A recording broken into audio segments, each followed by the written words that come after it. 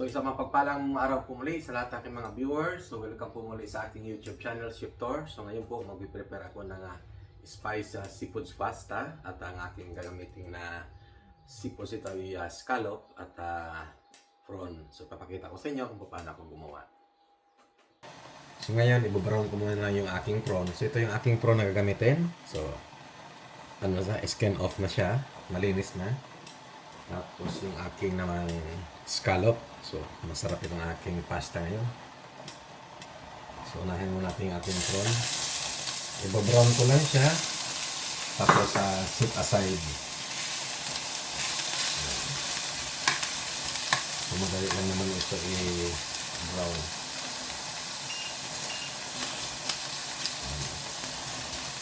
So, ngayon, nagpapakulo na rin ako ng aking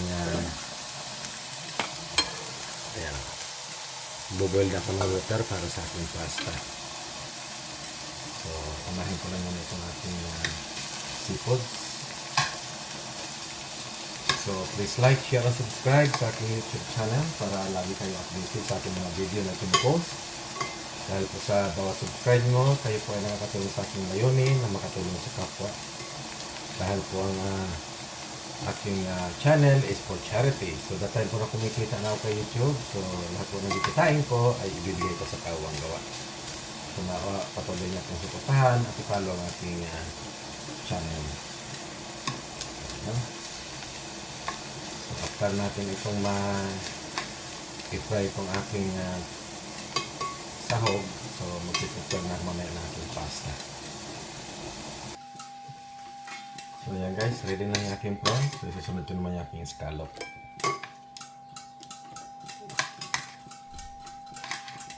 Yan, half cook lang ito. Huwag na natin i-overcook pag nagluluto kayo ng ganito. I-brown lang natin siya. Tapos isunod naman din yung ating scallop. So, scallop naman siya. Ganun din sa scallop, kailangan half cook lang. So tamang-tama may nabili ako sa shop nito. Medyo mahal lang. Kaya lang okay lang naman kasi minsan lang naman. Nagtikrib kasi yung ating bunso sa ganitong luto na seafood ang sahog.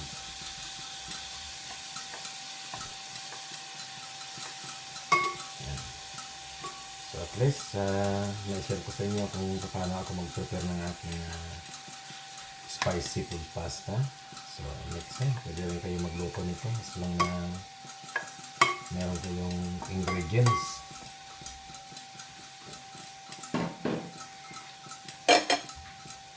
Ito ng black pepper para may seasoning na siya.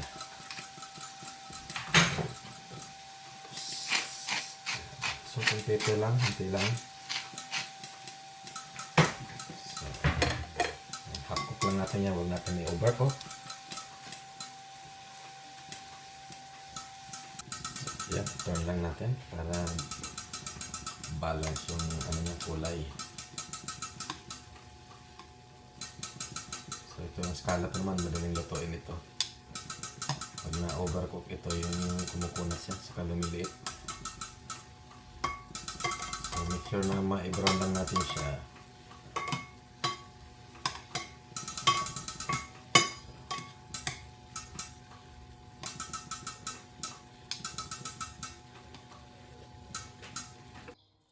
So ayan, okay na yung aking scallop. So set aside natin. Para mamaya natin ito yung ilalagay pag ready na yung aking pasta.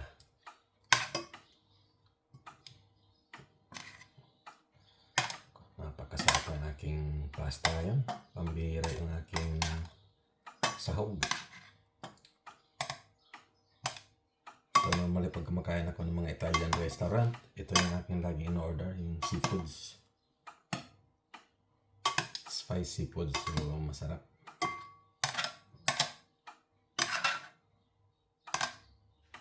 So guys, sarap nito. So magsuti tayo ngayon, lagyan natin ng butter.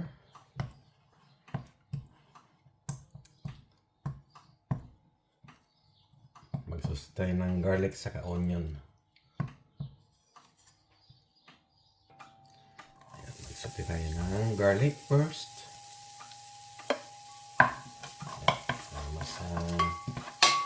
masarap lang yung flavor.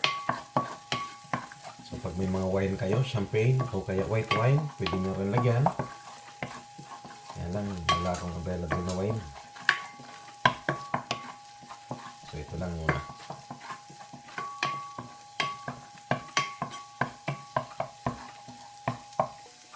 So lalagyan ko ng chili flakes para ito yung pinaka-spice ko.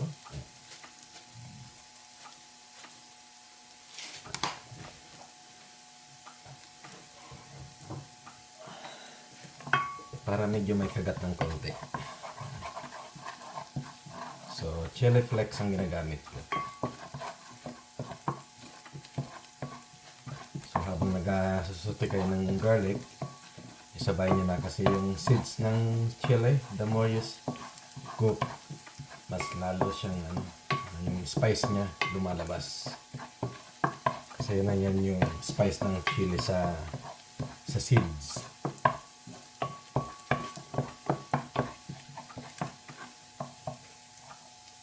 So lagyan natin onion.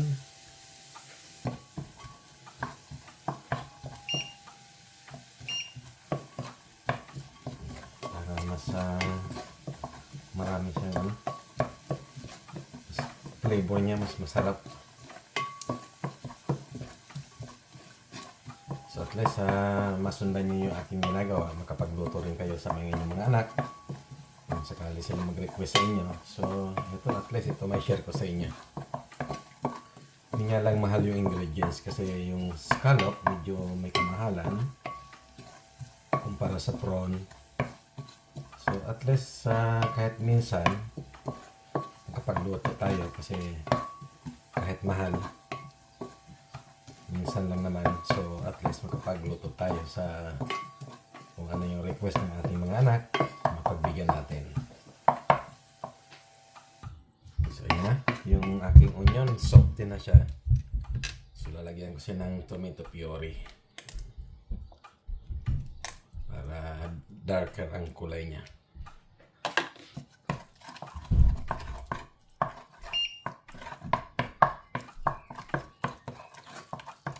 Yan. Tapos lalagyan ko siya ng tomato passata. Yung ano siya, parang tomato juice na siya.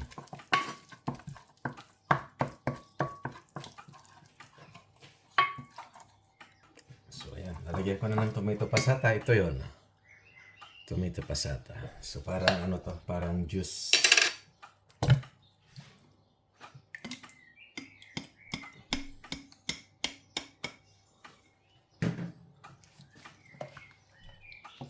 So tomato naman ako ngayon kasi yung dati lagi akong nagagawa ng carbonara o kaya white sauce. So ito tomato naman siya. Tapos lalagyan ko ito ng cream para creamy siya. Lalagyan natin ng black pepper. Kung may oregano kayo, pwede nyo lagyan ng oregano. So wala akong oregano ngayon.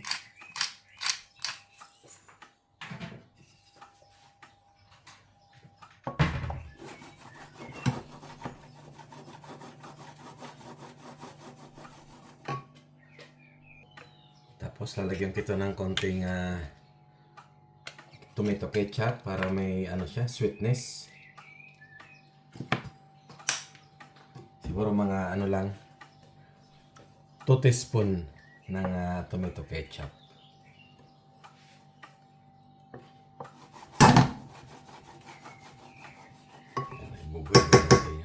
I-boil muna natin yan. So habang nag-ready tayo ng sauce, magpakulo naman tayo ng pasta. So yung pasta ko, ito yung tagteli. Medyo flat siya. So ito yung gusto ng anak ko kasi yung sa spaghetti.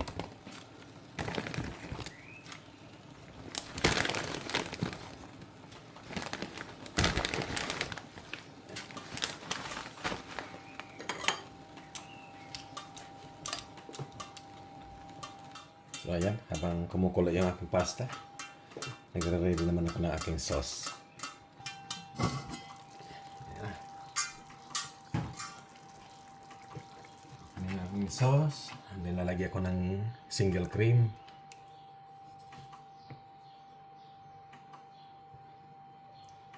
Para creamy yung aking pasta.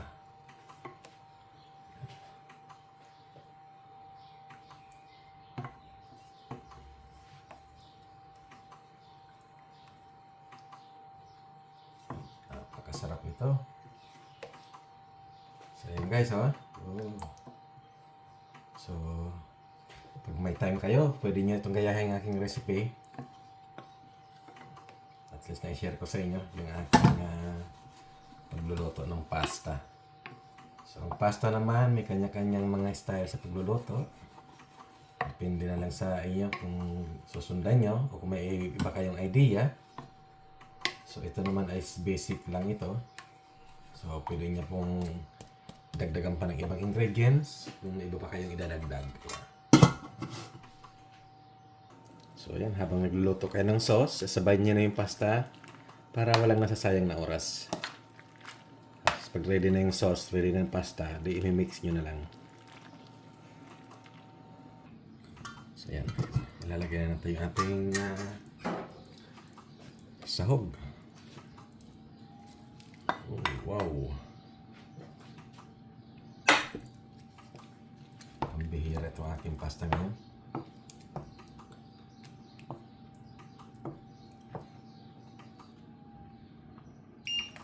So yung aking pasta, ready na rin.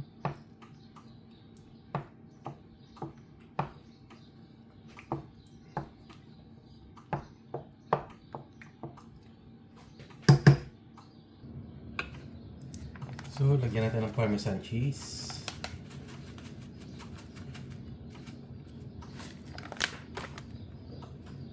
So mas sarap yung flavor.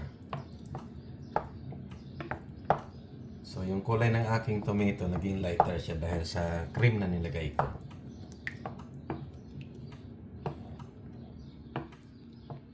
So ayan. So ilalagay ko na yung aking pasta ngayon.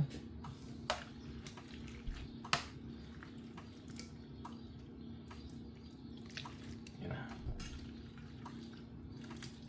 So itong advantage pag naka-ready na yung pasta nyo, pag luto niya, pwede niya na isalin agad.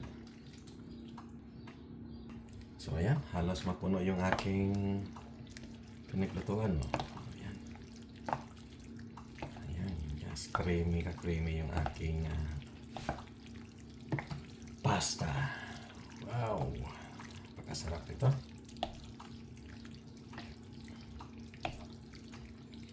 So special dinner namin ito ngayon. So mas maganda yung maraming sarsa kasi pag pasta, i-absorb niya pa yung mamaya.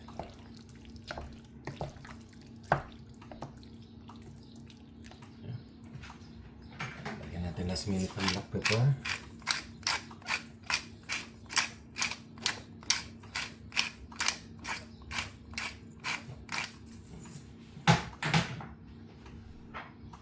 And then lalagyan natin ng parsley para magandang kulay.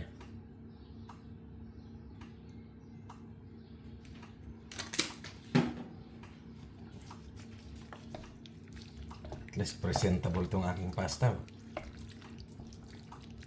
Tapos pag nasa plate nito mamaya, lalagyan pa ulit ng parmesan cheese garnish niya para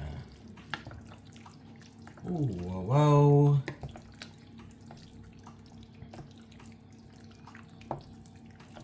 So ayan, para lagi niyo masundan yung aking vlog sa aking pagluluto. Kasi minsan bihira lang kasi ako makapag-vlog kasi busy ako. Ayan. Oh, ready na yung aking pasta. So i-in ko lang ito kasi maya kakain kami. Then niluluto ko lang yung aking garlic bread. Takpan mo natin siya. Nag-serve number 1 temperature.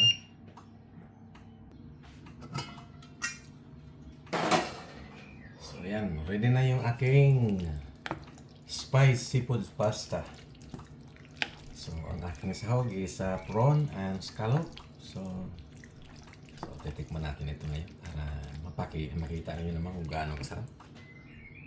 So, ayan na yung resulta na aking presentable pa siya. Oh. Galing.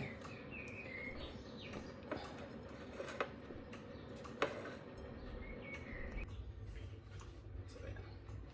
Titikman na itong aking pasta.